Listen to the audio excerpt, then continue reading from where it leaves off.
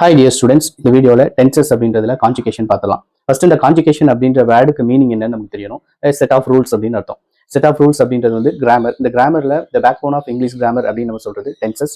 Tenses அப்படின்னா it sets அல்லது it express the time அப்படின்னு நம்ம சொல்லலாம்.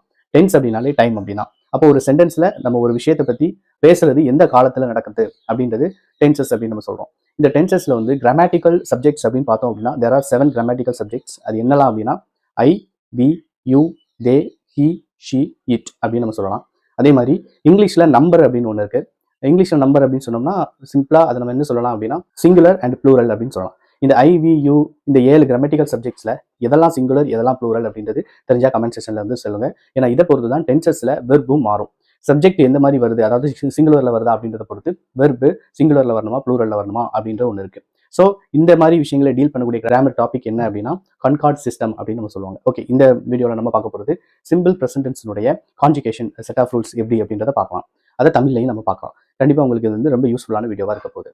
அதில் ஃபர்ஸ்ட் பார்த்தீங்க அப்படின்னா ஐ ரைட் அப்படின்னு நம்ம சொல்கிறோம். ஐ ரைட் ஏ லெட்டர் அப்படின்னு வச்சுக்கலாமே. இதை ஐ ரைட் அப்படின்னா நான் எழுதுகிறேன் அப்படின்ற மீனிங் தமிழில் வரும். அடுத்து வி ரைட் நாங்கள் எழுதுகிறோம்.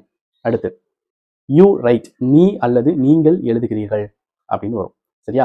அடுத்து தே ரைட் அவர்கள் அல்லது அவைகள் எழுதுகின்றன. இந்த அவைகளுக்கு பதிலாக அவை எழுதுகின்றன அப்படின்றாலும் கரெக்ட் தான்.